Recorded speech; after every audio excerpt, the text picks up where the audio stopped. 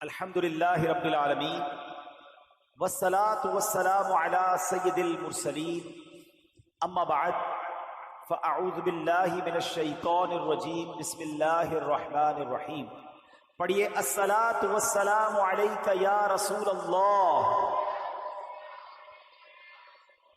وعلی آلک واصحابک یا حبیب اللہ الصلاة والسلام علیک یا نبی اللہ وعلی آلک واصحابک یا نور اللہ۔ ایک مرتبہ فرشتوں کے سردار حضرت جبریل امین علیہ السلام معراج کے دولہ امام الانبیاء صلی اللہ علیہ وسلم کی خدمت بابرکت میں حاضر ہوئے اور ایک بڑی انوکھی عرض کی۔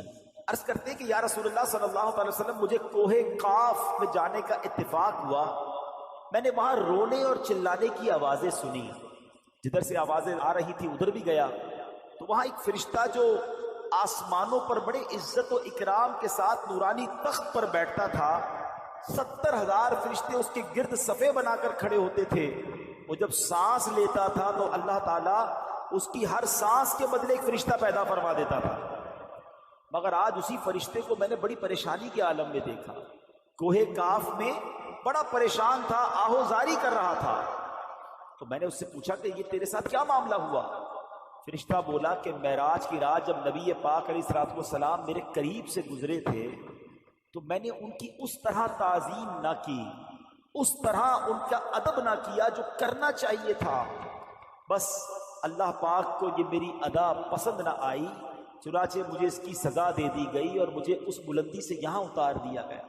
پھر اس نے مجھ سے درخواست کی کہ جبریل امین اللہ پاک کی بارگاہ میں میری سفارش کیجئے، دعا کیجئے کہ اللہ مجھے معاف فرما دے۔ جبریل امین عرض کرتے ہیں کہ یا رسول اللہ صلی اللہ علیہ وسلم میں نے بڑی عاجزی کے ساتھ بارگاہ الہی میں اس فرشتے کی سفارش کی، اس کی نجات کے لیے دعا کی، تو ارشاد ہوا کہ اے جبرائیل اس فرشتے کو بتا دو اگر معافی چاہتا ہے تو میرے حبیب پر درود پاک بھیجے۔ جبریل امین کہتے ہیں یا رسول اللہ جیسے ہی میں نے یہ بات اس فرشتے کو بتائی وہ فرشتہ آپ کی ذات پر درود پاک پڑھنے لگ گیا۔ حضور جیسے جیسے وہ درود پڑھتا رہا اس کے بالوں پر نکلنا شروع ہوئے اور اڑ کر آسمان کی بلندیوں پر جا پہنچا۔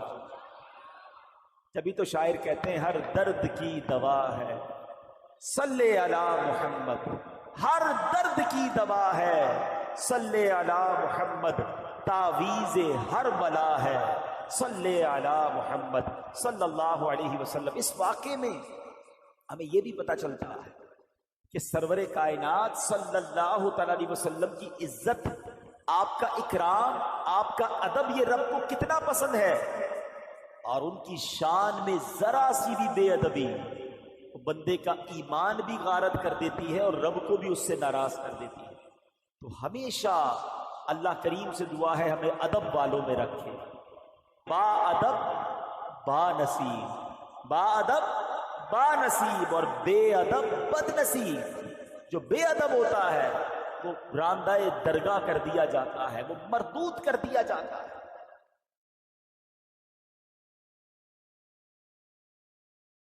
حضرت آدم علیہ السلام کا ادب نہ کیا، ساری زندگی کی عبادتیں اس کی اکارت کر دی گئیں، مردود کر دیا گیا۔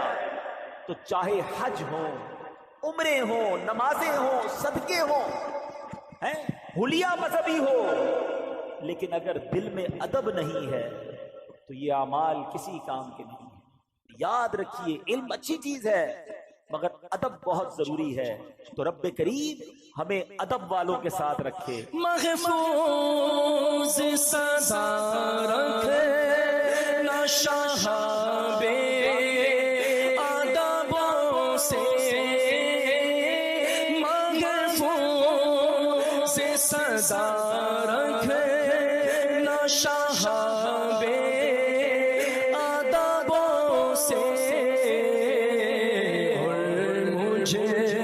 سے بھی سرزد نہ کبھی بے ادبی ہو۔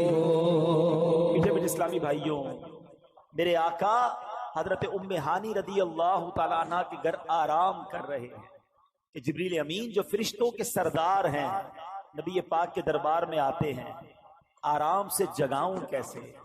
رب کا حکم ہے کہ محبوب کو بلایا جائے، مگر محبوب آرام کر رہے ہیں۔ یہ وہی آرام ہے، مولا علی نے دیکھا کہ عصر کی نماز جاتی ہے تو چلی جائے، آقا کے آرام میں خلل نہ آئے، اب جبریل امین کو جگانا ہے۔ اللہ اکبر، بلاوا رب کی طرف سے ہے، سوچا کیسے جگاؤں، ادب کیا ہوتا ہے۔ عرض کیا کرتے ہیں جو اعلیٰ حضرت نے گویا قصیدہ معراج میں کہا کہ فرمایا یہی سما تھا کہ پے کے رحمت، خبر یہ لایا کہ چلیے حضرت، ذرا سمجھیے گا بات کو، کیا خبر لایا کہ چلیے حضرت تمہاری خاطر کشادہ ہے۔ کیا کشادہ ہے؟ جو کلیم پر بند راستے تھے۔ ذرا سوچئے یہ کون سا سفر تھا؟ تھوڑا سا پیچھے چلتے ہیں۔ حضرت موسیٰ علیہ السلام کو اللہ نے بڑا مقام دیا۔ In the whole world nobody have power to speak with Allah سبحانہ وتعالی۔ حضرت موسیٰ سے پہلے کوئی ایسا نہیں تھا جو اللہ سے بات کر سکے بلا واسطہ، ڈائریکٹ ہے۔ آپ کو کلیم اللہ کہا گیا اور آپ اللہ سے بات کرنے کوہ طور پر جاتے تھے۔ کیسا مقام تھا، ان کو فیل کیسا ہوتا ہوگا کہ اس پوری کائنات میں I am one and only who can speak، جو اللہ کریم سے بات کر سکتا ہے، جس نے یہ کائنات بنائی ہے۔ اب دل میں تمنا جاگی، مولا کلام کی سعادت دی ہے، ہم اپنا دیدار بھی کرا دے۔ رب ارنی، اے اللہ تجھے دیکھنا چاہتا ہوں۔ ارشاد کیا ہوتا ہے؟ لن ترانی، اے موسیٰ تم مجھے دیکھ نہیں سکو گے۔ پھر ارشاد فرمایا کہ اے موسیٰ اس پہاڑ پر ہم اپنی تجلی نازل کرتے ہیں، اگر یہ پہاڑ اپنی جگہ پر رہا تو پھر تم دیکھ پاؤ گے۔ مگر جب اس پہاڑ پر یعنی کوہ طور پر تجلی ڈالی گئی تو پہاڑ جو ہے وہ ریزہ ریزہ ہو گیا۔ حضرت موسیٰ بھی اس تجلی کو برداشت نہ کر سکے اور بے ہوش ہو گئے۔ کلیم اللہ کی تمنا بھی دیکھنا ہے، کہا گیا لن ترانی، آقا آرام کر رہے ہیں اور بلایا جا رہا ہے۔ صلاۃ و سلام میں ایک شعر سنتے ہیں، آج ذرا تسلی سے سمجھ لو اس کو۔ کس کو دیکھا یہ موسیٰ سے پوچھے کوئی، آنکھ والوں کی ہمت پہ لاکھوں سلام۔ کس کو دیکھا یہ موسیٰ سے پوچھے کوئی، کس کو دیکھا یہ موسیٰ سے پوچھے کوئی، آنکھ والوں کی ہمت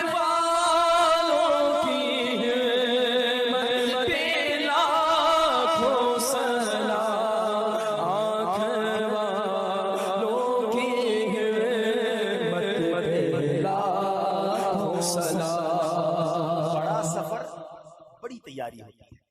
آپ نے اپنے گھر سے اپنے آفس جانا ہے، اب زیادہ سامان لے کر نہیں جاتے، لیکن اگر آپ نے 3 دن کے مدنی قافلے میں جانا ہے تو آپ 3 دن کا سامان لے کر جاتے ہیں۔ اللہ مکے مدینے کی حاضری بار بار عطا فرمائے۔ جب مکے مدینے جاتے ہیں تو ذرا بڑا بیگ بن جاتا ہے، احرام بھی ہوتا ہے، کپڑے بھی ہوتے ہیں، سامان اور ہوتا ہے۔ جتنا بڑا ٹریول اتنی بڑی تیاری۔ یہ سفر کہاں کا تھا، یہ کتنا بڑا سفر تھا۔ حاضری دینی تھی بارگاہ الہی میں، جنت کا مشاہدہ کرنا ہے، آسمانوں کی سیر کرنی ہے، فرشتوں کی بارات آئی ہے لینے۔ تیاری کیسی کروائی گئی؟ نبی پاک کو حتیم میں لایا گیا، کعبہ مشرفہ کا وہ حصہ جو کعبے کا حصہ ہے، اللہ کریم وہاں بھی بار بار حاضری عطا فرما۔ حتیم میں لایا گیا، وہاں نبی پاک کے سینہ اقدس کو چیرا گیا اور اس میں نور کی برسات کی گئی، حکمتیں داخل کی گئی، پھر سینہ اقدس کو بند کر دیا گیا۔ آج لوگ کہتے ہیں سائنس نے بڑی ترقی کر لی ہے، اوپن ہارٹ سرجری ہوتی ہے۔ سنو، 1450 سال پہلے ایک بار نہیں، نبی پاک کی 4 بار اوپن ہارٹ سرجری ہوئی، مگر یہ کیسی سرجری تھی؟ نہ کوئی ٹانکے کا نشان ہے، نہ کوئی تکلیف ہے، آقا دیکھ رہے ہیں کہ دل کو باہر نکالا گیا ہے اور نبی پاک کے سامنے نور ڈالا جا رہا ہے۔ اللہ اکبر، یہ بھی نبی پاک کا معجزہ ہے۔ اور پھر وہ سفر شروع ہوتا ہے۔ اب نبی پاک مکہ پاک سے بیت المقدس جاتے ہیں۔ سبحان اللہ، بیت المقدس کا سفر یہ براق پر کیا جاتا ہے۔ براق کی بات بھی سن لو، جو اتنا پیارا مہمان ویسی سواری بھیجی جاتی ہے نا، اگر کوئی بہت بڑی شخصیت ہو تو اس کو ذرا اچھی گاڑی میں بلایا جاتا ہے، نارمل بندے کو کہا جاتا ہے آپ آ جائیے گا، ٹھیک ہے، اور بہت ہی زیادہ معزز ہو بندہ کہتا ہے کسی دوست کی اچھی والی گاڑی لے کے بھیجوں، اتنی بڑی شخصیت ہے، اس کے سٹینڈرڈ کی کوئی سواری ہونی چاہیے۔ اللہ نے اپنے پاس اپنے حبیب کو بلانا ہے، सवारी भेजी जन्नती सवारी, बुराक। अच्छा, बुराक जो था उसकी स्पीड क्या थी जरा सुनिएगा। हदीस में मजमून मिलता है कि बुराक की स्पीड इतनी थी कि जिधर निगाह पड़ती थी उधर उसका पैर पड़ता था। यानी अगर आप सोचें कि अगर आप बिल्कुल खुले मैदान में खड़े हो जाएं या समुद्र पे चले जाएं तो कितने दूर तक हमारी नजर जाती है। जिधर तक आई साइड जाती थी उधर वो एक कदम रखता था, अगला कदम उधर रखता था, दोबारा आई साइड जिधर जाती थी। इतनी स्पीड से ये ट्रेवल हुआ। और सुभान अल्लाह, बुराक के अंदर एक जबरदस्त शॉक ऑब्जर्वर भी था। लोग कहते गाड़ी वो अच्छी जिसमें झटके ना लगे, जरा स्मूथ ड्राइव होनी चाहिए। देखो अल्लाह ने अपने हबीब को बुलाया तो किस शान से बुलाया। जब ये बुराक ऊपर की तरफ जाता था ना, आसमान की तरफ, अब देखिए घोड़े पे अगर आप बैठे हो और घोड़ा ऊंचाई की तरफ जाए तो आप पीछे हो जाते हैं। थोड़ी तकलीफ होती है ना इंसान को, क्योंकि घोड़ा ऊपर जा रहा है। तो रिवायतों में लिखा कि उसके पिछले पैर बड़े हो जाते थे। जब ये ऊपर जाता था तो पिछले पैर बड़े हो गए ताकि उसकी पुश्त सीधी रहे, नबी पाक को सवारी में तकलीफ ना हो। अच्छा, जब ये बुराक नीचे उतरा, अब कोई घोड़ा नीचे उतर रहा है, आगे की तरफ हो जाएंगे, फिर डिफिकल्टी होगी। फरमाया जब नीचे उतरा तो इसके अगले पैर ऊंचे हो जाते थे। ये वो फ्लेक्सिबिलिटी थी कि हबीब को बुलाया है तो कोई तकलीफ ना पहुंचे। किस शान से सवारी भेजी गई। अल्लाह अकबर। नबी पाक अलैहिस्सलातु वस्सलाम अब पहुंचते हैं उस जगह पर जिसे हम बैतुल मुकद्दस कहते हैं। बैतुल मुकद्दस वैसे भी देखने की बड़ी तमन्ना है, लेकिन जब से ये पढ़ा है और जब जब पढ़ते हैं एक दिल में अजब तमन्ना जाग उठती है। जरा सोचो तो सही कि कायनात में ऐसी नमाज ना इससे पहले हुई ना इसके बाद होगी। जब इस कायनात के सबसे बेहतरीन अफराद यानी अंबिया इकराम कमोबेश 1,24,000 ऑल टुगेदर वंस टाइम, एक ही वक्त में वो बैतुल मुकद्दस में मौजूद हैं। सफे तैयार हैं, मौज़िन फरिश्ते हैं, इकामत देने वाले जिब्रील अमीन हैं। और अब जिब्रील अमीन ने अर्ज किया, हुजूर अब आप इमामत फरमाइए। इमामुल अंबिया मेरे आका इमामत फरमा रहे हैं। सुभान अल्लाह। सैयदी आला हजरत इमाम अहले सुन्नत बड़ी प्यारी बात लिखते हैं, फरमाते कि वजह क्या थी, मेराज की रात की जमात क्यों जो है वो सजाई गई, ये बुलाया क्यों गया सबको। सुभान अल्लाह। रहती दुनिया को ये बताना था। आला हजरत कहते हैं नमाज अक्सा में था यही सिर। सिर कहते राज को, यहाँ कहते जाहिर होना। फरमाते नमाज अक्सा में था यही सिर, यही राज था कि यहाँ हो मानाए अव्वल आखिर, पता चल जाए दुनिया को कौन अव्वल है कौन आखिर है दस्त बस्ता पीछे हाजिर, सारे हाथ बांधे खड़े हैं कौन जो सल्तनत आगे कर गए थे। अक्सा में सवारी जब पहुंची जिब्रील ने बढ़ के कही तकबीर, नबियों की इमामत अब बढ़कर सुल्तान जहां फरमाते हैं। अल्लाह अल्लाह कहो, अल्लाह अल्लाह अल्लाह अल्लाह अल्लाह अल्लाह कहो, अल्लाह अल्लाह। नमाज से मेरे आका फारिग हुए, अब आसमान के सफर की तैयारी है। अब सफर आसमान में वही बुराक है, वही बारात है, वही दूल्हा है, वही बाराती है। आन की आन में पहला आसमान आ गया। ये पहला आसमान कितना दूर है, जरा गौर कीजिएगा। पलक झपकते कुछ ही लम्हों में नबी पाक पहले आसमान पर पहुंच गए। अब ये सब अंबिया जो है नबी पाक को वेलकम कर रहे हैं, मरहबा कह रहे हैं। नबी पाक आगे बढ़ते गए। अब सिदरतुल मुंतहा आ गया। अब यहाँ जो साथी है जो उम्मे हानी के घर से लेकर साथ जा रहे जिब्रील अमीन, वो अर्ज करते हैं कि हुजूर बस अब यहां से आगे मैं नहीं जा सकूंगा, ये मेरी लिमिट है, इससे आगे गया तो मेरे पर जल जाएंगे। अल्लाह अकबर। अब उसके आगे फकत रब के हबीब जा रहे हैं। ये वो मकाम है कि जिब्रील अमीन भी पीछे रह गए। अल्लाह अकबर। अब जनाब नबी पाक अलैहिस्सलाम जब आगे जाते हैं, जिब्रील ठहर कर सिदरा पर बोले जो बड़े हम एक कदम, जल जाएंगे सारे बालों पर, अब हम तो यहीं रह जाते हैं। जिब्रील ठहर कर सिदरा पर बोले जो बड़े हम एक कदम, जल जाएंगे सारे बालों पर, अब हम तो यहीं रह जाते हैं। अल्लाह अल्लाह कहो, अल्लाह अल्लाह अल्लाह अल्लाह अल्लाह कहो, अल्लाह अल्लाह।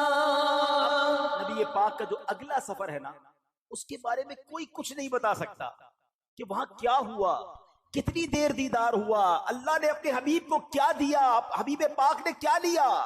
वो ऐसी राज की बातें हैं, वो ऐसी करम की बातें हैं कि जितना अल्लाह करीम ने कुरान में बताया और जितना हबीब पाक अलैहिस्सलाम ने हमें आकर बताया, उसके अलावा कोई इसके बारे में नहीं जानता।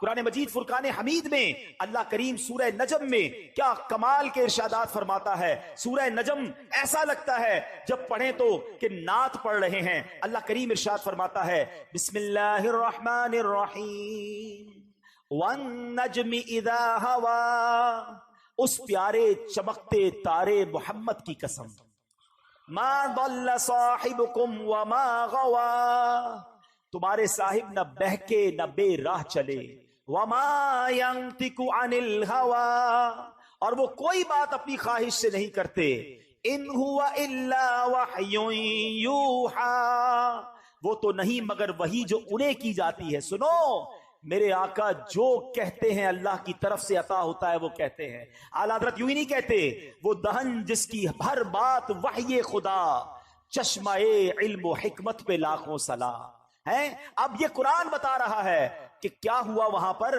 फरमाया सुम्मा दना फतदल्ला फकान क़ाब क़ौसैनि औ अदना, फिर वो जलवा नजदीक हुआ।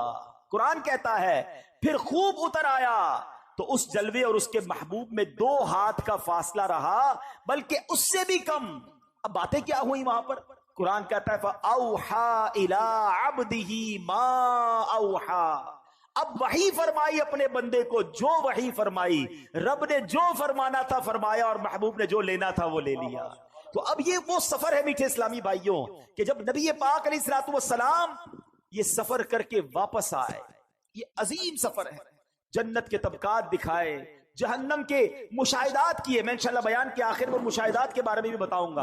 ऑल टुगेदर जब ये सफर करके नबी पाक वापस आते हैं तो आज लोग कहते हैं जनाब कि बड़ी साइंस ने तरक्की कर ली है, बड़ा महीनों का सफर दिनों में, दिनों का सफर मिनटों में तय होता है।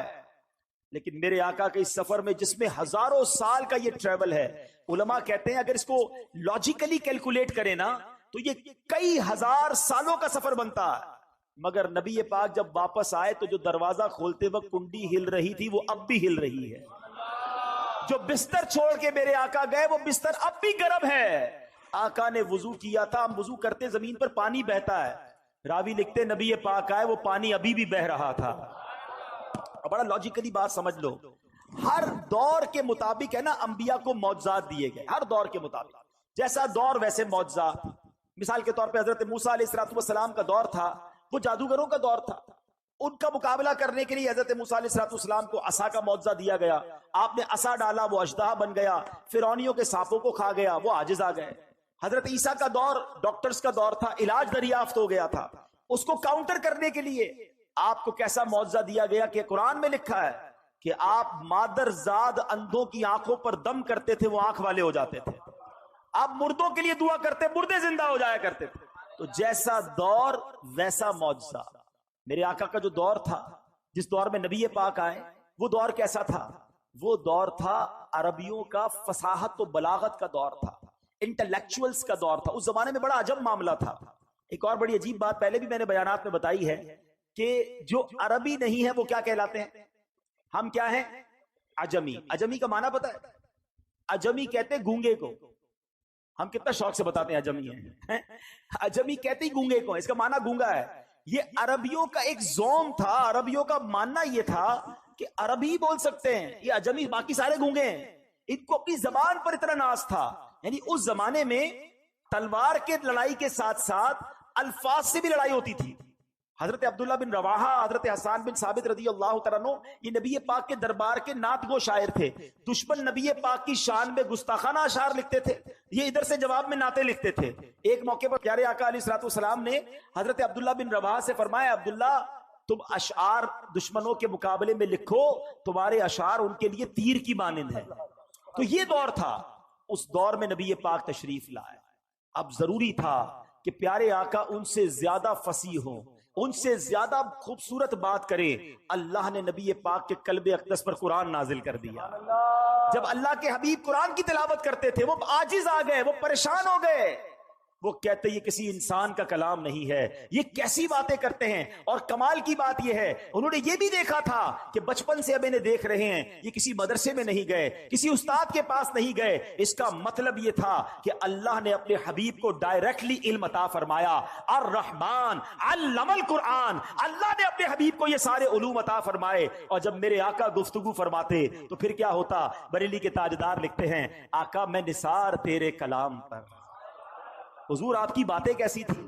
زبان تو بہت سارے لوگوں کو ملی ہیں، میں نثار تیرے کلام پر ملی یوں تو کس کو زبان نہیں، وہ سخن ہے جس میں سخن نہ ہو، وہ بیان ہے جس کا بیان نہیں، تیرے آگے یوں ہیں دبے لچے فصحا عرب کے بڑے بڑے فصحا بلغا انٹلیکچوئلز بیٹھتے تھے، میرے آقا بات کرتے وہ شاکڈ ہو جاتے، اسٹانشڈ ہو جاتے، حیران ہو جاتے، ایسا لگتا خود گونگے ہو جاتے۔ اعلیٰ حضرت کہتے تیرے آگے یوں ہیں دبے لچے فصحا عرب کے بڑے کوئی جانے منہ میں زبان نہیں بلکہ جسم میں جان نہیں۔ لگاتے ہیں نعرہ یہ ایمان والے، لگاتے ہیں نعرہ یہ ایمان والے، بولو محمد ہمارے بڑی شان والے، محمد ہمارے بڑی شان والے۔ کیا شان ہے میرے آقا کی، بولو سبحان اللہ۔ اعلیٰ حضرت فرماتے ہیں زمین و زمان تمہارے لیے، مکین و مکان تمہارے لیے، چنین و چنا تمہارے لیے، بنے دو جہاں تمہارے لیے، دہن میں زبا تمہارے لیے، بدن میں ہے جاں تمہارے لیے، ہم آئے یہاں تمہارے لیے، اٹھے بھی وہاں تمہارے لیے ہیں، تمہاری چمک تمہاری دھمک تمہاری جھلک تمہاری مہک، زمین و فلک سمک و سمک میں سکہ نشاں تمہارے لیے۔ کون دیتا ہے دینے کو منہ چاہیے، بولو دینے والا ہے سچا ہمارا نبی محمد ہمارے بڑی شان والے۔ میں عرض کر رہا تھا کہ یہ تو وہ دور تھا نا کہ جس میں انٹلیکچوئلز تھے، فصحا تھے، ان کا مقابلہ نبی پاک نے جب گفتگو کی تو ان کے پاس کوئی جواب نہیں تھا۔ مگر میرے آقا کا دور وہاں ختم تو نہیں ہو گیا نا، لا نبی بعدی، میرے آقا کے بعد تو کسی نبی نے نہیں آنا، اب میرے آقا کا دور صبح قیامت تک ہے۔ تو ہو سکتا ہے آج کا یہ ماڈرن دور کوئی ماڈرن نوجوان آ کر کہے، سائنسدان آ کر کہے کہ جناب اب تو سائنس نے اتنی ترقی کر لی، تمہارے نبی تو اونٹوں اور گھوڑوں پر سفر کرتے تھے، آج ہم جناب چاند پر پہنچ گئے، مریخ پر پہنچ گئے، بڑا راکٹوں کا زمانہ آ گیا ہے، سپر سونک ایئر کرافٹ بن رہے ہیں، آواز کی رفتار سے زیادہ تیز طیارے بن گئے۔ بتاؤ کیا اسلام میں تمہارے نبی کے پاس کوئی ایسا معجزہ ہے جو آج کی سائنس کو جواب دے سکے؟ اللہ اکبر، سنو تو صحیح، ہزاروں سال کا سفر کر کے میرے آقا آتے ہیں اور کنڈی ابھی ہل رہی ہے۔ گویا ہوا یہ کہ کم وقت میں نہیں بلکہ نبی پاک نے یہ سارا سفر نو ٹائم میں کیا، وقت وہی ٹھہرا ہوا تھا۔ ماجرا یہ ہے، اب عشق والا جواب سن لو، دراصل بات یہ ہے کہ میرے آقا تو سارے جہان کی جان ہے نا، جب جان چلی گئی تو جہان رک گیا تھا، آقا واپس آئے جہان نے پھر چلنا شروع کر دیا۔ اعلیٰ حضرت کہتے ہیں وہ جو نہ تھے تو کچھ نہ تھا، وہ جو نہ ہو تو کچھ نہ ہو، جان ہے وہ جہان کی، جان ہے تو جہان ہے۔ اللہ اکبر، نبی پاک تشریف لائے اور اب صبح کے وقت میرے آقا نے ام ہانی رضی اللہ تعالیٰ عنہ کو جب یہ واقعہ سنایا، آپ نے کہا میرے آقا مکے والوں کو بتائیے گا نہیں، وہ مانیں گے نہیں، یہ ایسی بات ہے یہ اور آپ کی مخالفت کریں گے۔ ذرا غور کیجیے، وہ وقت تھا جب فقط 40-50 تقریباً 80-90 کے قریب مسلمان تھے، زیادہ مسلمان نہیں ہوئے تھے، 11 سن نبوی کا وقت ہے، اور میرے آقا نے فرمایا میں نے تو ضرور بتانا ہے۔ نبی پاک نے مکے والوں کے سامنے بتانا شروع کیا۔ ابو جہل بدبخت کہتا ہے اے محمد صلی اللہ تعالی علیہ وسلم، جو آپ مجھے کہہ رہے ہیں میں اگر مکے والوں کو جمع کر لوں انہیں بھی کہیں گے؟ بالکل، مکے والے جمع کر لیے گئے۔ کہا بتائیے آپ کیا کہہ رہے تھے؟ پیارے آقا علیہ الصلوۃ والسلام نے فرمایا کہ میں رات کے تھوڑے حصے میں بیت المقدس سے ہو کر آیا، میں آسمانوں کی سیر کر کے آیا ہوں۔ اللہ اکبر، مکے میں شور بچ گیا۔ ابو جہل نے نبی پاک کی گستاخی کرنا شروع کی، کہا دیکھو یہ کیسی بات کرتے ہیں۔ کفر والے تو تھے ہی تھے، کچھ ایمان والے بھی تذبذب ہو گئے۔ جو کمزور ایمان والے تھے ان پر بھی امتحان کی گھڑی آ گئی. یاد رکھیے گا واقعہ معراج جہاں نبی پاک کی شان اور قدر و منزلت کو بیان کرتا ہے, وہاں یہ ایمان والوں کا امتحان بھی ہے, یہ ٹیسٹ بھی ہے کہ تمہیں اپنے نبی پر کتنا اعتماد ہے. اللہ اکبر. جب یہ شور شرابہ ہوا تو مکے والوں نے کہا کہ آج موقع اچھا ہے ابو بکر صدیق کو پیارے آقا سے دور کرنے کا. یاد رہے سیدنا صدیق اکبر اس زمانے میں بھی بڑے معزز تھے, بڑے بیپاری تھے, ان کا مسلمان ہونا کافروں کو بڑا کھٹکتا تھا. انہوں نے کہا کسی طرح ان کو دور کر دو, اسلام کمزور ہو جائے گا. فوراً پہنچے صدیق اکبر کے گھر پر, دروازہ کھٹکھٹایا, دروازہ کھلا. کہا ابو بکر تم جانتے ہو تمہارے نبی کیا کہتے ہیں جن کا تم بڑا نام لیتے ہو, بڑا عجیب دعویٰ کرتے ہیں. کہا بتاؤ کیا کہتے ہیں. کہا وہ کہتے ہیں کہ رات کے تھوڑے حصے میں بیت المقدس سے ہو کر آیا ہوں. اچھا یہ اعتراض کیوں تھا, پہلے تھوڑا ٹیکنیکلی سمجھ لو. بیت المقدس جو ہے وہ 1 مہینے کا راستہ تھا. اونٹ پہ جائیں گھوڑے پہ جائیں تو مکے سے بیت المقدس 1 مہینے کا راستہ, واپس آئیں پھر 1 مہینے کا راستہ. 2 مہینے کا سفر. نبی پاک کا کلیم یہ تھا کہ میں رات عشاء بھی یہی پڑھی ہے, فجر بھی یہی پڑھی ہے اور تھوڑی دیر میں ہو کر آ گیا ہوں. ان کو سمجھ نہیں آ رہی تھی, لاجک یہ کہتی تھی کہ ہو نہیں سکتا ہے, مگر ہر چیز لاجک سے جواب نہیں دیا جاتا. صدیق اکبر نے یہ ہمیں سکھا دیا ہے. وہ دروازے پر گئے, کہا ابو بکر تم جانتے ہو تمہارے نبی کیا کہتے ہیں. کیا کہتے ہیں. کہتے رات کے تھوڑے حصے میں بیت المقدس سے ہو کر آ گیا ہوں. کہا واقعی میرے آقا کہتے ہیں. ہو سکتا ہے سوال کرنے والے نے سوچا ہو کہ اب تذبذب آ رہا ہے, ہیزیٹیشن آ رہی. کہا ہاں تمہارے نبی یہی کہتے ہیں. کہا اگر میرے آقا فرماتے ہیں تو حق فرماتے ہیں, سچ فرماتے ہیں. کہ اے ابو بکر تم تو بڑے ہوشیار, بڑے عقل مند, تم کیسے یقین سے کہہ سکتے ہو یہ سچ ہے. کیا کمال کا جواب دیا. فرماتے میں تو اس سے بڑی خبروں کی تصدیق کرتا ہوں. جب نبی پاک مجھے آسمان کی خبر دیتے ہیں کہ جبریل آتے ہیں, قرآن لاتے ہیں, وحی نازل ہوتی ہے, نہ جبریل کو دیکھا نہ قرآن نازل ہوتے دیکھا, میں نبی پاک کی جب ان باتوں کو مانتا ہوں تو میں اس کو بھی مانتا ہوں. اب ذرا جو میں بات سمجھانا چاہ رہا ہوں عقیدے کی, ٹھیک ہے, ہر 27 رجب کو یہ معاملہ ہوتا ہے.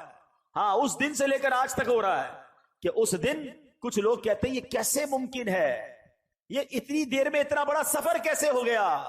اور کچھ دیوانے ہیں جو کہتے ہیں شاہ دولہ بنا آج کی رات ہے.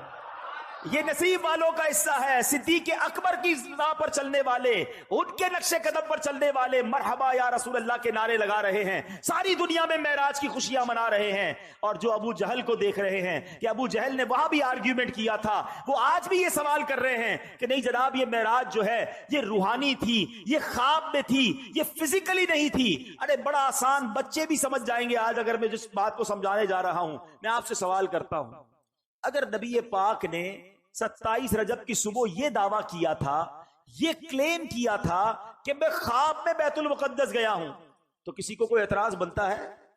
آپ کا بچہ صبح اٹھ کر کے ابو رات مدینے گیا تھا خواب میں, ابو پھر اس کے بعد لاہور بھی گیا, امریکہ بھی گیا, صبح اٹھا تو بستر پر ہی تھا, تو آپ کہیں گے بیٹا کوئی بات نہیں, میں بھی رات گھومتا ہی رہتا ہوں خواب میں, کوئی ٹینشن کی بات نہیں, خواب میں سارے ہی جا رہے ہوتے ہیں.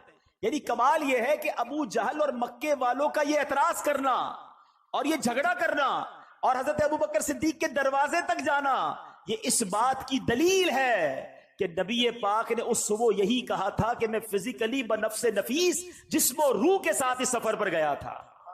عقل مندوں کے لیے اشارہ کافی ہے. تو بہرحال میرے بیچ اسلامی بھائیوں, یہ سفر کمپلیٹ ہوا, مگر اس سفر میں ایک اور بڑا کمال کا کام ہوا. نبی پاک علیہ الصلوۃ والسلام کو ایک تحفہ دیا گیا, اور وہ تحفہ کیا ہے؟ نماز کا تحفہ دیا گیا. اچھا نماز کی اہمیت کو سمجھو, اور احکام جو ہے نا شریعت کے, وہ زمین پر جبریل امین لے کر آئے. حج, روزہ, زکات, بہت سارے احکام وہ آسمان سے جبریل امین آتے تھے. مگر نماز کی اہمیت سمجھو کہ نبی پاک کو عرش پر اور اس کے بھی آگے بلا کر یہ تحفہ دیا گیا. یہ تحفہ وہاں دیا گیا تاکہ اندازہ ہو کہ اس کی اہمیت کیا ہے. مگر جب میرے آقا واپس آ رہے ہیں تو حضرت موسیٰ علیہ الصلوۃ والسلام سے ملاقات ہو کہ اے محمد صلی اللہ علیہ وسلم, رب کی بارگاہ سے کیا لائے ہو؟ پیارے آقا فرماتے ہیں کہ مجھے 50 نمازیں میری امت پر فرض کی گئی ہیں. حضرت موسیٰ کہتے ہیں اے محمد صلی اللہ علیہ وسلم اب واپس جائیے, کم کروا کر لائیے, میں نے بنی اسرائیل میری قوم کو دیکھ لیا ہے, یہ 50 نہیں پڑھ سکیں گے. نبی پاک پھر جاتے ہیں, واپس آتے ہیں, 45 ہو جاتی ہیں. بتائیے 45 ہو گئی, کہا نہیں اور جائیے, یہ زیادہ ہے, کم کروائیے. پھر جاتے ہیں 40 ہو جاتی ہیں, پھر جاتے ہیں 30 35 30. آپ عرض کرتے رہے, پیارے آقا جاتے رہے, یہ تھوڑا سا رک جاتا ہوں. ایک اور بات اس میں سیکھنے والی ہے کہ نبی پاک کی رسائی کیسی تھی. جب چاہتے چلے جاتے تھے. یہ ایک بار جانا نہیں ہوا. کسرے دنا تک کس کی رسائی, جاتے یہ ہیں آتے یہ ہیں پھر جاتے یہ ہیں آتے یہ ہیں. یہ کیسا کنیکشن تھا, یہ کیسی اجازت تھی. اچھا ایک اور عشق والی بات علماء کہتے ہیں کہ حضرت موسیٰ نے ہمارا تو بھلا کیا ہی کیا, اپنا بھی ایک بھلا کیا تھا. کوہ طور پر دیکھنا چاہتے تھے نا, نہیں دیکھ پائے نا. آج بھی کچھ عشاق پتہ ہے جو مدینے سے آتا ہے نا اس کی آنکھوں کا دیدار کرتے ہیں کہ ہم نے مدینہ نہیں دیکھا, ان آنکھوں نے مدینہ دیکھا, ان آنکھوں کو چوم لوں. حضرت موسیٰ پیارے آقا کی ان آنکھوں کو دیکھنا چاہ رہے ہیں. حضور ذرا پھر دیکھ کر آئیے, میں پھر آنکھیں دیکھ لوں. آپ پھر اللہ کی بارگاہ میں جائیے, میں پھر آپ کی آنکھیں دیکھوں. بار بار نبی پاک جا رہے ہیں, آخر 5 ہو گئی. حضرت موسیٰ نے تو وہاں بھی کہا تھا حضور اس کو بھی کم کروا کے لائی. نبی پاک فرماتے ہیں مجھے حیا آتی ہے اللہ کی بارگاہ سے.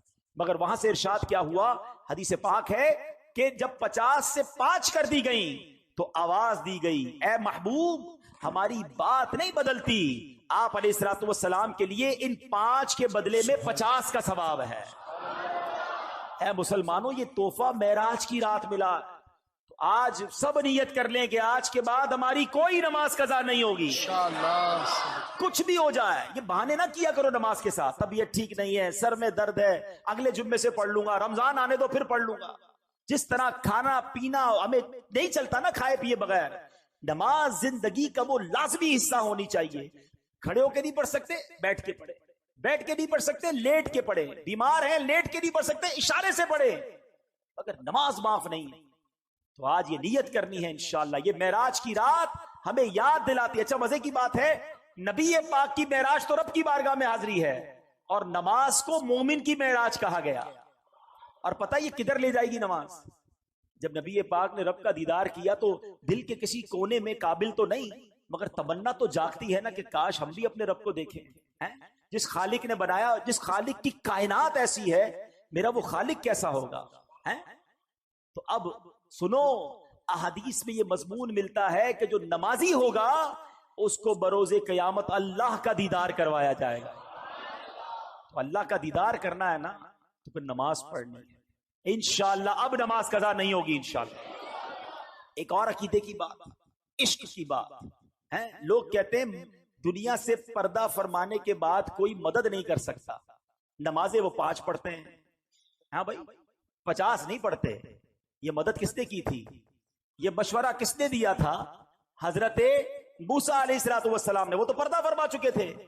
تو اگر مدد مانگنا غیر اللہ سے اور وہ بھی دنیا سے چلا گیا غلط ہے, تو پھر ان لوگوں کو تو 50 پڑھنی چاہیے.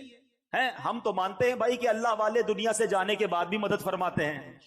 تو اب یہ سمجھنے والی بات ہے کہ یہ احادیث میں ہے. اللہ کے حبیب فرما رہے ہیں کہ مجھے حضرت موسیٰ نے کہا کہ جائیے واپس عرض کیجئے. تو اس کا مطلب یہ ہوا کہ اللہ کے نیک بندے اور انبیاء تو سبحان اللہ, انبیاء صحابہ اولیاء اللہ کے کرم سے یہ دنیا سے پردہ فرمانے کے بعد بھی مدد کرتے ہیں. یہ یقیناً ہمارا عقیدہ ہے کہ جتنے یہ جو بزرگان دین ہیں یہ مرنے کے بعد جو بھی ہیلپ کرتے ہیں یہ اللہ کی عطا سے کرتے ہیں. یہ ہمیشہ یاد رکھیے, بِإِذْنِ اللَّهِ, اللہ انہیں یہ پاور دیتا ہے اور وہ رب کی عطا سے کسی کی مدد کرتے ہیں. ہر نبی, ہر ولی, ہر صحابی وہ محتاج ہے رب کا, رب کسی کا محتاج نہیں ہے. تو اگر یہ عقیدہ ہے تو اس میں کوئی پرابلم نہیں ہے اور اس میں کنفیوز ہونے کی بھی ضرورت نہیں ہے. بہرحال میرے میٹھے اسلامی بھائیوں, اس واقعے کے بعد کچھ بڑے عجب واقعات بھی ہوئے جو نارملی آپ نے نہیں سنے ہوں گے. کہ ایک سفر معراج کے بعد نبی پاک علیہ الصلوۃ والسلام گھر آئے, تو گھر سے باہر جب آئے تو ایک کنیز کو دیکھا جو رو رہی تھی. بیچاری کمزور سی کنیز تھی اور اس کے ہاتھ میں ایک آٹے کا تھیلا تھا. نبی پاک نے فرمایا کیوں رو رہی ہو؟ کہتی حضور میں فلاں غیر مسلم کی کنیز ہوں, میرے مالک نے مجھے چکی میں آٹا پسوانے کے لیے بھیجا, میں بیمار ہوں, چل بھی نہیں پاتی ہوں, اب مجھے دیر ہو گئی ہے, مجھے ڈر ہے کہ اب میں یہ آٹا لے کر لیٹ پہنچوں گی نا تو مجھے بہت ڈانٹے گا, مجھے سزا دے گا. بیچاری چل بھی نہیں پا رہی. اللہ کے حبیب, رب کے حبیب ابھی ابھی معراج سے آئے ہیں, اتنا بڑا شرف پا کر آئے ہیں, مگر نبی پاک نے فرمایا اچھا چلو میں تمہارے ساتھ چلتا ہوں, تمہارے مالک کے پاس تمہاری سفارش کر دوں. نبی پاک نے اس کنیز کا آٹے کا تھیلا اٹھا لیا. تھوڑی دیر رکتا ہوں, مجھے اور آپ کو کوئی بڑا مقام مل جائے تو اب غریب تو گئے نا، ان سے ملنے کی کیا ضرورت ہے؟ بھائی میرے تو تعلقات کدھر ہیں، میں تو فلاں پروگرام میں جاتا ہوں، مجھے تو ادھر بٹھایا جاتا ہے، میرا تعلق بڑے لوگوں سے، اب پرانے دوست غریب رشتہ دار ان کا کیا کرنا ہے؟ ارے عرش کے دولہا بن کر آئے ہیں اور کنیز کے آٹے کا تھیلا اٹھا رہے ہیں، تیری عاجزی پہ لاکھوں، تیری سادگی پہ لاکھوں، وہ سلام عاجزانہ مدنی مدینے والے۔ سنو، میرے آقا اس کے گھر پہنچ گئے، دروازہ کھٹکھٹایا، وہ نبی پاک علیہ الصلوۃ والسلام کو جب دروازے پر غیر مسلم دیکھتا ہے تو ہکا بکا رہ گیا، جانتا تھا کہ یہ مسلمانوں کے نبی ہیں، تو کہا آپ کیسے تشریف لائے؟ تو فرمایا کہ یہ تمہاری کنیز ہے، پریشان تھی، ڈر رہی تھی تمہارے پاس آنے کے لیے، اس کو معاف کر دو۔ تو بتائیں وہ کیا کہتا ہے، وہ جو غیر مسلم تھا، کہتے ہیں پہلے مجھے بتائیے آپ کو آج رات معراج نصیب ہوئی ہے نا؟ غیر مسلم کہتا ہے اے محمد صلی اللہ تعالی علیہ وسلم، آج رات آپ کو معراج نصیب ہوئی ہے؟ نبی پاک نے فرمایا ہاں ہے۔ سنو، وہ اندر گیا، واپس آیا، اس کے ہاتھ میں تورات شریف یا انجیل مقدس آسمانی کتاب تھی، اور وہ کہتا ہے یہ دیکھیے اس میں نبی آخر الزمان کی یہ نشانی لکھی ہوئی ہے کہ وہ نبی جو آخری نبی ہوں گے، جب ان کو جس رات معراج ہوگی اس رات کی صبح وہ ایک کنیز کے آٹے کا تھیلا اٹھا کر کسی غیر مسلم کے دروازے پر جائیں گے، حضور آپ میرے دروازے پر آئے ہیں، میں کلمہ پڑھ کر مسلمان ہوتا ہوں۔ سبحان اللہ، یہ اللہ اکبر۔ اب یہ میرے آقا کی شان ہے کہ نبی پاک کی اس معراج کا ذکر اور معراج کے بعد اس عاجزی کا ذکر بھی آسمانی کتابوں میں موجود ہے۔ ارے جن کے نصیب میں ماننا ہوتا ہے، جن کے مقدر میں ایمان لانا ہوتا ہے، جن کے مقدر میں عشق رسول ہوتا ہے، ان کو یہ سعادت ملتی ہے۔ بڑی پیاری بات شاعر کہتے ہیں، عقل والوں کے نصیبوں میں کہاں ذوق جنون۔ ہر بات عقل سے نہیں تولی جاتی، ہر بات لاجک سے نہیں دیکھی جاتی۔ عقل والوں کے نصیبوں میں کہاں ذوق جنون، عشق والے ہیں جو ہر چیز لٹا دیتے ہیں۔ جیسے میری سرکار کے بولو ایسا نہیں کوئی، جیسے میرے سرکار کے ایسا نہیں کوئی۔ سبحان اللہ۔ اب اس میں وسوسہ اپنے قریب بھی نہ آنے، بڑی بڑی آسان سی بات ہے۔ کیا پہلی جماعت کے طالب علم کو میٹرک کی کتابیں سمجھ آئیں گی؟ میٹرک کے طالب علم کو MBBS کی کتابیں پکڑا دو، اس کو سمجھ نہیں آئیں گی۔ تو ہم یہ کیوں سمجھتے ہیں کہ میرے دماغ میں جو اتنا سا دماغ ہے اس میں اللہ کی قدرت کی ساری باتیں آ جائیں؟ آج سے تھوڑے عرصے پہلے تو بلیک ہول کے بارے میں سنا ہی نہیں تھا، اب پتہ چلا دنیا میں کوئی بلیک ہول بھی ہے، اب جناب اور کہکشائیں دریافت ہو رہی ہیں۔ ہر بات عقل سے اور میری عقل میں آ جائے تو ہی ٹھیک ہے، یہ میری عقل کا ہی فطور ہے۔ ارے جب اللہ اور اس کے رسول نے فرما دیا تو اب میرا کام ماننا ہے۔ ہمارا وہ پنجابی لوگ بڑی پیاری بات کہتے ہیں، کہتے ہیں اسی منن والے سوچن والے نہیں ہیں، منن والے بنے، ماننے والے بنے، ہمارا کام لبیک کہنا ہے۔ مجھے بتاؤ نا، آج سے 50 سال پہلے کوئی سوچ سکتا تھا کہ کوئی ایسا فون بھی ہوگا جس میں تار نہیں ہوگا؟ اچھا جناب، اس میں ہم آواز کے ذریعے بھی بات کریں گے، ویڈیو کے ذریعے بھی ایک دوسرے کو دیکھ سکیں گے۔ سچی بات بتاؤں، یہ کرامتیں معجزات سمجھانا اب سائنس نے بڑا آسان کر دیا ہے۔ پیران پیر دستگیر کیا کہتے ہیں؟ فرماتے ہیں نظرت الی بلاد اللہ جمعا کخردلۃ علی حکم اتصالی۔ غوث پاک کہتے ہیں میں اللہ کے شہروں کو اس طرح اپنی ہتھیلی پہ دیکھتا ہوں جیسے رائی کے دانے کو دیکھتا ہوں۔ اب جناب باقی لوگ، ہو سکتا ہے کسی کے ذہن میں وسوسہ آئے کہ یہ کیسے ممکن ہے کہ غوث پاک بغداد میں ہوں اور ساری دنیا کو ہتھیلی پہ دیکھیں۔ اب سائنس نے بڑا آسان کر دیا، 5-10 ہزار کا موبائل لے لو، 100 روپے کا انٹرنیٹ ڈلوا لو، گوگل کی اپلیکیشن ڈالو، بولو دنیا کا کون سا شہر دیکھنا ہے، تمہارا گھر بھی اس میں نظر آ سکتا ہے، ذرا سرچ کرو تو آپ کی گلی نظر آتی ہے۔ ارے مجھ جیسا گناہگار چھوٹے سے موبائل کو لے کر ساری دنیا دیکھے، میرا غوث اگر اللہ روحانی کنیکشن دے دے تو تمہیں کیا اعتراض ہے؟ تو اے میرے میٹھے اسلامی بھائیوں، اپنے اللہ نے اپنے ولیوں کو، صحابہ کو، اولیاء کو، انبیاء کو یہ کمالات عطا کیے ہیں، اس میں ہمیں سوچنا نہیں چاہیے۔ ایک آخری واقعہ سنا کر بیان ختم کرتا ہوں۔ واقعہ بڑا کمال کا ہے۔ ایک شخص شیخ شہاب الدین سہروردی رحمۃ اللہ تعالی علیہ فرماتے ہیں کہ شیخ ابن سکینہ کا ایک مرید تھا، اس کی ذمہ داری تھی کہ وہ ہر جمعے کو جو صوفیاء کرام نماز کے لیے آتے تھے ان کی جا نماز وغیرہ مسجد میں بچھاتا تھا، پھر نماز کے بعد فارغ ہو جاتے تو مصلی واپس اٹھا کر خانقاہ میں رکھ دیتا۔ تو اس کو وسوسے آتے تھے معراج کے حوالے سے، کیسے ہو سکتا ہے، اتنا بڑا سفر بھی ہوا، رات بھی نہیں بیتی، تو اس کو وسوسے آتے رہتے تھے۔ وہ جا نماز لے کے، جمعے کا دن تھا، وہ نکلا اپنے گھر سے، کہا بھی ٹائم ہے، راستے میں دریا دجلہ آیا تو اس نے وہاں کہا تھوڑی دیر میں نہا لیتا ہوں. اس نے جانماز وغیرہ رکھی، کچھ کپڑے وپڑے اتارے اور دریا میں لگایا غوطہ. جیسے ہی غوطہ لگایا تھوڑی دیر بعد ڈبکی لے کے باہر نکلا تو سارا منظر ہی چینج، کپڑے بھی نہیں، مسلح بھی نہیں، بالکل نیا کنارہ. بڑی مشکل سے جسم ڈھانپتا ڈھونپتا باہر نکلا. معلوم کیا میں کدھر ہوں؟ تو کہا یہ تو مصر ہے. ڈبکی لگائی بغداد میں اور نکلا مصر میں. اب اس کو اندازہ، اچھا اس زمانے میں تو کوئی ٹیلی فون نہیں تھا کہ گھر والوں کو بتاتا میں ادھر آ گیا ہوں، یا کوئی فیکس کر دیتا. کہا اب تو لگتا ہے زندگی ادھر ہی گزرے گی. وہ گیا کسی سونار کے پاس، سونار سے کام وام سیکھا، نوکری کرنا شروع کی، اور وہاں اس سونار نے جب اس کا کام اچھا دیکھا کچھ عرصے بعد اپنی بیٹی سے اس کی شادی کر دی. 7 سال یہ بندہ ادھر ہی رہا. 7 سال کے اندر اس کے 3 بچے بھی پیدا ہو گئے. اس کے بعد پھر کسی وقت وہاں نہانے آیا.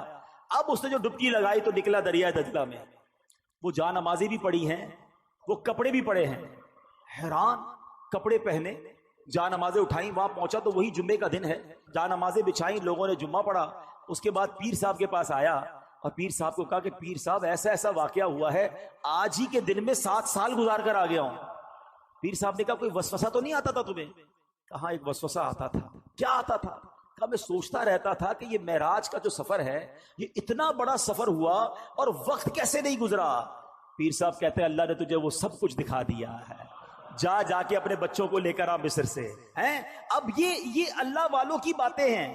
ابھی بھی اس واقعے کے بعد بھی ہو سکتا ہے کسی کے ذہن میں یہ بات آئے کہ جناب یہ کیسے ممکن ہے. شاید آج سے 50-100 سال بعد سائنس کوئی ٹائم مشین بنا لے گی تو لوگ کہیں گے ہاں یار یہ ممکن تھا. نہیں میرے میٹھے اسلامی بھائیوں، عقل کی لمٹ ہوتی ہے، اللہ کی قدرت کی کوئی لمٹ نہیں ہے. جو رب کن فرما کر فیکون فرما سکتا ہے، جو اس دنیا اور کائنات کو بنا سکتا ہے، وہ جو چاہے کر سکتا ہے. اس نے قرآن میں خود یہ فرمایا ہے ان اللہ علی کل شیء قدیر. وہ خالق ہے، وہ مالک ہے، وہ جو چاہے کر سکتا ہے. تو بہرحال اللہ کریم نے ہمارے آقا کو یہ عظیم معجزہ عطا فرمایا. اور کیوں نہ ہمیں خوشی ہو، ہمارے کسی پیارے کو کوئی گفٹ مل جائے، کوئی نام اس کا روشن ہو جائے، ہمیں اچھا لگتا ہے. تو ہمارے حبیب کو، ہمارے آقا کو، ہمارے لجپال آقا کو یہ وہ موقع ملا، یہ وہ معراج ملی، یہ وہ سعادت ملی جو اس سے پہلے کسی کو نہیں ملی. سبحان اللہ. بریلی کے تاجدار لکھتے ہیں نا، وہ خدا نے ہے مرتبہ تجھ کو دیا، وہ خدا نے ہے مرتبہ تجھ کو دیا، نہ کسی کو ملے نہ کسی کو ملا کہ کلام مجید نے کھائی شہا. تیرے شہر و کلام و بقا کی قسم، تیرا مسند ناز عرش بری، تیرا محرم راز روح امی. تو ہی سرور ہر دو جہاں ہے شہا، تیرا مثل نہیں ہے خدا کی قسم. صدقے سنان کے قربان اسی کرام کے ہو رہی ہے. دونوں عالم میں تمہاری واہ ہو رہی ہے. دونوں عالم میں تمہاری اچھا اب نبی پاک کے اس معجزے میں 2 کمالات ہیں. کمالات تو بہت سارے ہیں. ایک تو یہ کہ پیارے آقا نے یہ لانگ ٹریول کیا اور ٹائم نہیں لگا، ایک یہ کمال ہو گیا، یعنی ٹائم رک گیا. دوسرا کمال یہ ہوا کہ نبی پاک نے فیوچر میں ٹریول کر لیا. یہ جو نبی پاک نے جنت دیکھی، جہنم کے طبقات دیکھے، یہ سب ہونا ہے، یہ ہوا نہیں ہے. قیامت ہوگی، نبی پاک ہی جنت کا دروازہ کھولیں گے، پھر لوگ جنت میں جائیں گے اور جہنم میں جائیں گے جب حساب کتاب ہو جائے گا. یعنی ہزاروں سال کے بعد جو ہونا ہے میرے آقا نے وہ بھی جا کر دیکھ لیا. یہ بھی نبی پاک کی شان ہے. نبی پاک علیہ الصلوۃ والسلام چل رہے تھے تو اپنے سے آگے کسی کے قدموں کی آہٹ سنی. جبریل امین سے پوچھا یہ کس کے قدموں کی آواز ہے؟ فرمایا بلال حبشی کے قدموں کی آواز. آقا معراج سے واپس آئے، کہا بلال ایسا کون سا عمل کرتے ہو کہ میں نے جنت میں اپنے آگے تمہاری قدموں کی آواز سنی. حضرت بلال عادسی سے کہتے ہیں حضور عمل تو کوئی نہیں، بس جب بے وضو ہوتا ہوں فوراً وضو کر لیتا ہوں، اور جیسے ہی وضو کرتا ہوں 2 رکعت نفل ادا کر لیتا ہوں. تو تحیت الوضو یہ وہ عمل ہے، اور با وضو رہنا وہ عمل ہے کہ نبی پاک نے حضرت بلال کی قدموں کی آواز جنت میں سنی. میرے آقا نے جنت کے ایک دروازے پر لکھا ہوا دیکھا کہ صدقے کا ثواب 10 گنا ہے اور قرضے کا ثواب 18 گنا ہے. یہاں یہ بات بھی سمجھنی ہے. علماء فرماتے ہیں کہ صدقہ جو ہے نا، یعنی مدد، یہ ہر بندہ مانگ رہا ہوتا ہے. بعض اوقات ضرورت مند نہیں ہوتا پھر بھی مانگ رہا ہوتا ہے، مگر نارملی قرضہ وہ مانگتا ہے جو ضرورت مند ہو اور اسے لوٹانا بھی ہو. تو یہاں میں ایک مشورہ دوں گا، تو آپ نے کیا کرنا ہے کہ آپ نے اپنے بجٹ کا، اپنے مال کا ایک حصہ ایسا رکھیں جو آپ قرضہ دیا کریں. آپ قرضے کا سسٹم بنائیں. آپ کی فیکٹری ہے، دکان ہے، مشورہ دیتا ہوں خاص طور پہ جو آپ کے جاب کرتے ہیں، انہوں نے کہاں جانا ہے؟ ان کو قرضہ دیں، ہر مہینے ان سے آپ کاٹتے رہیں. لیکن کیا ہوگا، اس کی فضیلت سنیے. حدیث پاک میں ہے، اس کا مضمون ہے کہ اگر کوئی بندہ کسی کو قرضہ دے، مثال کے طور پہ آپ نے کسی کو 50,000 روپے، لاکھ روپے قرضہ دیا ایک مہینے کے لیے، تو حدیث پاک کے مضمون کے مطابق اسے روزانہ 1 لاکھ صدقہ کرنے کا ثواب ملے گا. اعلیٰ حضرت فرماتے ہیں میں روزانہ اتنے 1,000 روپے کا صدقہ کرتا ہوں، ثواب کماتا ہوں. کہا کیسے؟ کہ میں نے اتنے 1,000 روپے قرضہ دیا ہوا ہے، مجھے روز اتنے پیسے صدقہ کرنے کا ثواب ملتا ہے. اچھا جب وہ ٹائم آ جائے، یعنی آپ نے 1 مہینے کے لیے دیا، اب وہ بندہ کہتا ہے ذرا مجھے 1 مہینے کا اور موقع دے دیں. آپ کو لگتا ہے بندہ ٹھیک ہے، گڑبڑ نہیں کر رہا، پریشان ہے، 1 مہینے کا اور موقع دے دیں. اب حدیث پاک کے مضمون کے مطابق آپ کا ثواب روزانہ ڈبل ہو جائے گا. اب روز 2 لاکھ روپے صدقہ کرنے کا ثواب ملے گا. تو اللہ نے اگر آپ کو مال دیا ہے تو کچھ پیسے الگ رکھے، اس سے قرضہ دیا کریں، پیسے آ جائیں پھر کسی کو ضرورت مند کو قرضہ دیں، تاکہ یہ جو فضیلت ہے کہ آپ کو صدقے کا ثواب 10 گنا، قرضے کا ثواب 18 گنا ہے. ہاں یہ ضرور ہے کہ آپ اپنی پیسوں کی واپسی کا پراپر انتظام رکھیں. اور دیکھیں ہمارا مذہب کتنا کمپلیٹ ہے. جہاں قرضہ دینے والے کو کہا جا رہا ہے کہ قرضہ دو، نرمی کرو، وہاں قرضہ لینے والے کو کیا کہتا ہے کہ وقت پر قرضہ لوٹاؤ، ورنہ ایک ایک لمحہ تمہارے گناہوں کا میٹر جاری رہے گا. تو جس پر قرضہ ہے نا وہ فوراً پیسے لوٹائے، کچھ بیچ کر بھی دینا پڑے تو دے. کیونکہ آپ کو یاد ہوگی وہ حدیث کہ ایک صحابی کا جب وصال ہوا تو نبی پاک نے جب بتایا گیا کہ یہ قرضہ ہے ان کے اوپر، تو آقا نے فرمایا میں ان کی نماز جنازہ نہیں پڑھوں گا. نبی پاک نے جنازہ پڑھنے سے منع کر دیا. پھر کسی نے قرضہ اتار دیا یا اپنے ذمے لیا، پھر نبی پاک نے نماز ادا فرمائی. تو یہاں یہ سیکھنے کو ملا کہ قرضہ دینے کا ثواب ہے، مگر قرضہ لینے والا وقت پر قرضہ لوٹائے. یہاں ایک بڑا پرابلم ہے کہ جو قرضہ لیتا ہے اس کا سٹائل ہی چینج ہو جاتا ہے. پہلے منتیں کر رہا تھا حضور دے دیں، آپ کی فکر ہی نہ کریں، آپ کے پیسے ٹائم پہ دے دوں گا. اس کے بعد نہ فون اٹھاتا ہے نہ وہ ملتا ہے، بلکہ باتیں بھی عجیب عجیب کر رہا ہوتا ہے. ایسا اب نہ کریں، کیونکہ چند غلط لوگوں کی وجہ سے اب لوگوں نے قرضہ دینا ہی چھوڑ دیا ہے. اور یہ قرضہ ختم ہونا جو ہے نا، یہ سود کی طرف لوگ چلے گئے. کہتے بھائی میں تمہیں پیسے دوں گا، مجھے کیا ملے گا؟ بے رحم ہو جاتا ہے انسان. سود اتنا برا عمل ہے کہ یہ انسان کو پیسے سے ایسی محبت کروا دیتا ہے کہ وہ بے رحم ہو جاتا ہے. مسلمان مرتا ہے تو مر جائے، کہتا ہے میں پیسے دوں گا مجھے کیا ملے گا؟ نہیں، ضرورت مند کی مدد کرو، انشاءاللہ تمہیں وہ اجر ملے گا جو قیامت کے دن تمہارا بیڑا پار کر دے گا. ٹھیک ہے؟ تو یہ اسی طرح اب نبی پاک نے جو جہنم میں ملاحظات کیے، یہ ذرا اس میں چند باتیں سن لیں پھر بیان کو ختم کرتے ہیں. کہ پیارے آقا علیہ الصلوۃ والسلام نے جہنم میں ایسے لوگوں کو دیکھا کہ ان کے پیٹ بڑے بڑے کمروں کی مانند ہیں. فرمایا یہ کون ہیں؟ تو بتایا گیا یہ سود کا کام کرنے والے ہیں. خدا کے واسطے اس سے توبہ کر نکل آؤ. سود کے اندر جو غرق ہوا وہ برباد ہی ہوگا. یہ اللہ سے جنگ کرنا ہے.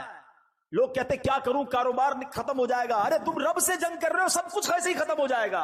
ادھر ختم نہیں ہوگا تو آخرت میں کیسے جواب دو گے؟ کسی بھی صورت سود کے قریب نہ جائیں. معراج کی رات یہ عذابات کیوں دکھائے گئے؟ اللہ کے حبیب دیکھ کر آئیں اور آ کر اپنی امت کو بتائیں، انہیں ڈرائیں. مگر یہ امت ہے کہ انہیں پتا بھی ہے پھر بھی یہ کام کر رہے ہوتے. نبی پاک نے دیکھا کچھ لوگ مردار کھا رہے ہیں. فرمایا یہ کون ہے؟ جبریل امین نے کہا حضور یہ لوگوں کی غیبت کرتے تھے. جو غیبت کرتے ہیں، دوستوں میں بیٹھ کر لگائی بجھائی اس کی برائیاں، خدا کے واسطے نہ کریں. یہ بہت بڑا گناہ اور جہنم میں لے جانے والا کام ہے. اللہ سلامت رکھے امیر اہل سنت کو یہ بار بار ایسے ہی نعرے نہیں لگائے جاتے دعوت اسلامی میں کہ غیبت کے خلاف جنگ جاری رہے، غیبت سے بچنا ہے. آگے چلیں. نبی پاک علیہ الصلوۃ والسلام نے دیکھا کہ کچھ عورتوں اور مردوں کو دیکھا جن کو ان کی چھاتی کے ساتھ لٹکایا گیا. فرمایا کون ہے یہ؟ کہا کہ حضور یہ منہ پر عیب لگانے والے اور پیٹھ پیچھے برائی کرنے والے. اللہ اکبر. نبی پاک نے ایسے بھی لوگوں کو دیکھا کہ جن کے ہونٹ پکڑ پکڑ کر گل پھاڑے جا رہے ہیں پھر وہ ٹھیک ہو جاتے ہیں. عرض کیا کہ جھوٹ بولنے والے بات بات پر جھوٹ بولتے کیسے برداشت کریں گے؟ ایسے لوگوں کو دیکھا کہ جن کے سر کچلے جا رہے ہیں پھر ٹھیک ہو جاتے ہیں، پھر بڑے پتھر سے کچلے جاتے ہیں. فرمایا کون ہے یہ؟ کہا حضور نماز کے وقت ان کے سر بوجھل ہو جاتے تھے. آج کسی کو کہو نماز کے لیے چلو، کہ آپ چلیں میں ذرا طبیعت ٹھیک نہیں ہے، میں ذرا تھکا ہوا ہوں، میں بعد میں پڑھ لوں گا. نماز کے نام سے سر بوجھل ہو جاتا ہے. توبہ کیجیے، نماز کے لیے ایکٹیو ہو جائیے. جہاں ہم نے واقعہ معراج سنا، دلوں کو خوشی ملی، وہاں اپنی لائف میں اپنی زندگی میں تبدیلی بھی لائیں. اللہ کرے کہ آج کی رات ہماری زندگی کا ٹرننگ پوائنٹ بن جائے. آپ کو کوئی کہے کہ یار تم نے تو جھوٹ بولنا چھوڑ دیا، تو آپ کہیں کہ نبی پاک کی معراج آئی، اس خوشی میں میں نے جھوٹ سے توبہ کر لی۔ یار آپ ماشاءاللہ فجر میں بھی نظر آ رہے ہیں، 5 نمازیں پڑھ رہے ہیں، الحمدللہ میرے آقا کو معراج کی رات نماز کا تحفہ ملا، میں نے 5 وقت نماز پڑھنے کی نیت کر لی۔ یہ مزہ ہے نا کہ آپ کی زندگی میں یہ شب معراج بدلاؤ کیا لائی کہ آپ نے سود چھوڑا، آپ نے حرام چھوڑا، اور پھر دیکھیں میرے آقا کی بارگاہ میں جب آپ یہ تحفہ پیش کریں گے کہ حضور آپ کی معراج کی خوشی میں نے ان برے کاموں سے توبہ کی اور اب باقی زندگی انشاءاللہ آپ کی سنت کے مطابق اور دین کے احکام کے مطابق گزاروں گا، تو پھر ہم تو غلام ہیں نا۔ غلام اپنی حیثیت کے مطابق تحفہ دیتا ہے اور بادشاہ اپنے کرم کے مطابق دیتا ہے۔ پھر جب نبی پاک عطا فرمائیں گے تو ہماری جھولیاں بھر دیں گے۔ تو ہے میرے میٹھے اسلامی بھائیوں، آج نیت کر لیں انشاءاللہ کہ آج کے بعد حرام روزی کے قریب بھی نہیں جائیں گے انشاءاللہ۔ فضیلت ہے وہ سن لیتے ہیں۔ میرے آقا علیہ الصلوۃ والسلام فرماتے ہیں جو 27 رجب کا روزہ رکھے اللہ پاک اس کے لیے 60 مہینے کے روزوں کا ثواب لکھتا ہے۔ حضرت سلمان فارسی رضی اللہ تعالیٰ عنہ روایت کرتے ہیں کہ پیارے آقا علیہ الصلوۃ والسلام نے ارشاد فرمایا رجب میں ایک دن اور رات ہے، جو اس دن کا روزہ رکھے اور رات کو عبادت کرے تو گویا اس نے 100 سال کے روزے رکھے اور 100 سال شب بیداری کی، اور یہ رجب کی 27 تاریخ ہے۔ حدیث پاک میں ہے کہ رجب میں ایک رات ہے کہ اس میں نیک عمل کرنے والے کو 100 سال کی نیکیوں کا ثواب ملتا ہے۔ وہ رجب کی 27ویں رات ہے جو اس رات میں 12 رکعت پڑھے، غور سے سن لیں، اور ہر رکعت میں سورہ فاتحہ اور اس کے بعد کوئی بھی سورت ملا لے، اور ہر 2 رکعت پر التحیات پڑھے، اور پوری 12 رکعت پڑھنے کے بعد سلام پھیرے، یعنی ایک ہی سلام سے پڑھنی ہے 12 رکعتیں، ہر 2 رکعت بعد التحیات پڑھ کے پھر کھڑے ہو جائیں، سورہ فاتحہ کے ساتھ کوئی بھی سورت ملا لے، بہتر ہے 3 بار سورہ اخلاص پڑھ لیں، ٹھیک ہے۔ اب جب 12 رکعتیں پوری ہو جائیں تو پھر آپ نے 3 تسبیحاں پڑھنی ہیں۔ 100 بار کیا پڑھنا ہے؟ سبحان اللہ والحمد للہ ولا الہ الا اللہ واللہ اکبر، یہ 100 بار پڑھیں۔ پھر 100 بار استغفار پڑھ لیں، استغفر اللہ استغفر اللہ ربی من کل ذنب واتوب الیہ، یہ پڑھ لیں، اور پھر 100 بار درود پاک پڑھ لیں۔ جب یہ وظیفہ کمپلیٹ ہو جائے تو نبی پاک فرماتے ہیں اپنی دنیا اور آخرت کے لیے جس چیز کے بارے میں دعا مانگے گا اور صبح کو روزہ رکھے گا، اللہ پاک اس کی سب دعائیں قبول فرمائے گا، سوائے اس دعا کے جو گناہ کے لیے ہو۔ معاذ اللہ اگر کوئی اپنے گناہ کے کام کے لیے دعا کرے گا تو وہ قبول نہیں ہوگی۔ اللہ پاک ہم سب کو عمل کرنے کی توفیق عطا فرمائے، آمین بجاہ النبی امین صلی اللہ تعالی علیہ وسلم۔ میرے اعمال کی اس